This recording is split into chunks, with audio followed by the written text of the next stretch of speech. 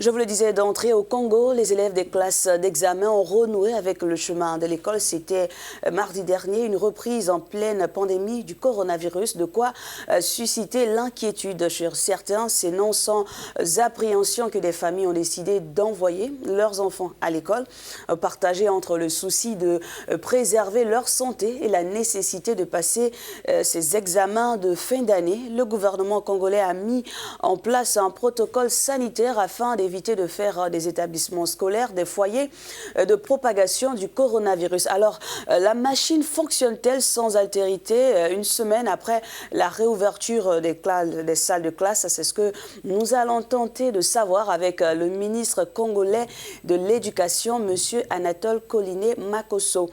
Bonjour monsieur, merci d'être avec nous ce matin. Quel bilan faites-vous une semaine après la réouverture des classes? C'était une bonne idée selon vous? Satisfaction de constater que les élèves ont répondu présent dès le premier jour, à près de 90%. Tous les élèves en classe d'examen étaient dans leur salle de classe.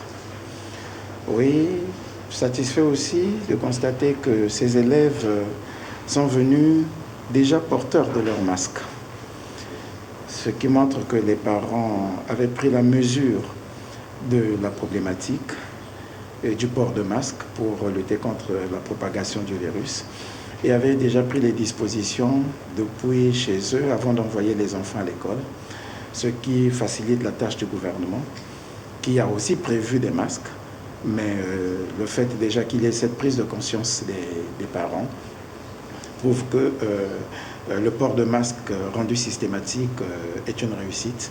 Et les masques sont donc de ce point de vue disponibles. Satisfait aussi de constater que les enseignants ont répondu présents, à près de 80%, en dehors de quelques-uns qui pourraient être hors de leur lieu de travail, qui ont passé le confinement ailleurs. C'est une question que nous sommes en train de régler. Monsieur le ministre est assez satisfait de tout ce qui se passe en ce moment et tout semble fonctionner à l'école. Mais qu'en est-il de ces parents qui émettent justement des doutes sur les dispositifs mis en place dans les établissements pour lutter contre le coronavirus? Écoutons sa réponse. Nous n'avons pas la prétention de dire que les choses devaient marcher à 100%. L'œuvre humaine n'est toujours pas parfaite. Il est possible qu'il n'y ait pas des seaux d'eau ici et là, mais une attention particulière avait d'abord été placée dans la zone 1, notamment Brazzaville et Pointe-Noire. Et nous avons fait le tour de Brazzaville. Je suis à Pointe-Noire. Demain, je ferai le tour de Pointe-Noire pour m'assurer que le dispositif sanitaire que nous avons mis en place en conformité avec le protocole que nous avons adopté en interministériel, par arrêté interministériel avec la ministre de la Santé et le ministre de l'Enseignement technique professionnel, et que ce protocole est rendu effectif dans les établissements. Donc ce travail se fait. Ça n'exclut pas qu'il y ait quelques ratés, qu'il y ait quelque chose qui manque ici, qui manque là. Nous les corrigeons au fur et à mesure. Ça n'a pas besoin de faire appel à une polémique. Voilà. Ceux qui voudraient engager la polémique dans ce sens, ben, ils sont libres, hein, c'est leur champ d'action.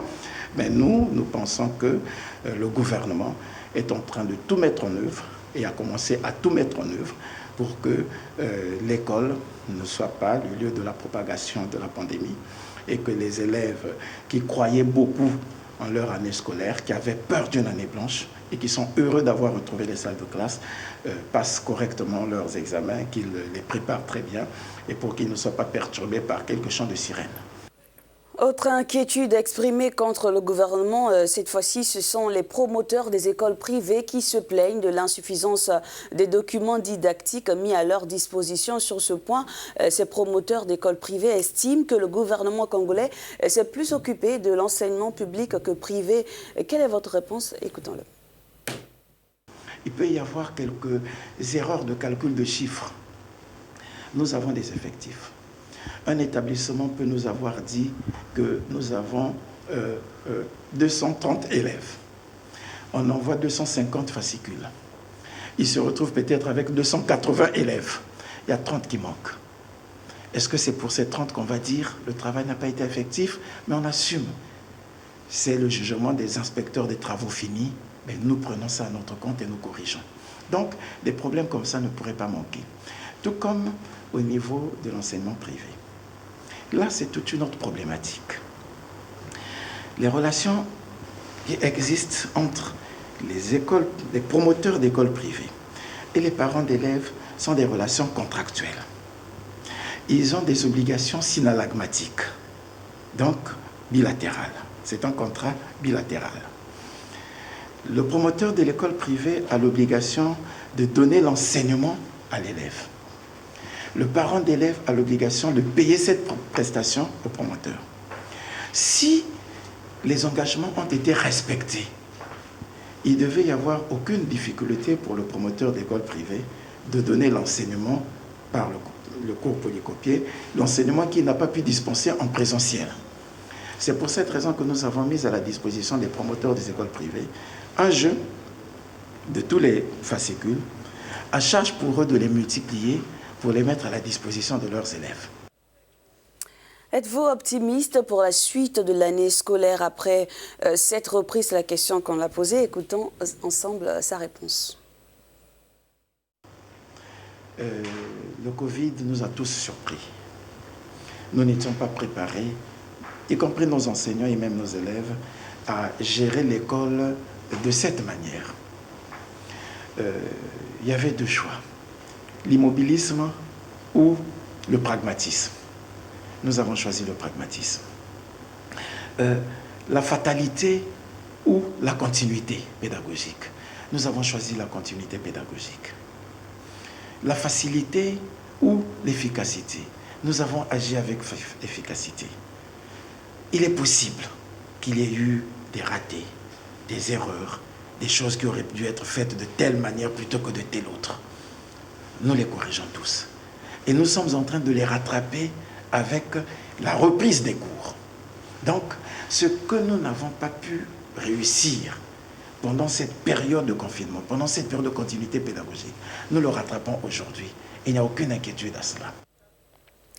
L'école au Congo a su surmonter les conséquences du Covid-19 selon le ministre de l'Éducation nationale du Congo, M. Anatole Coliné Makosso, des extraits de son interview accordée à l'équipe d'Africa News ici même à Pointe-Noire.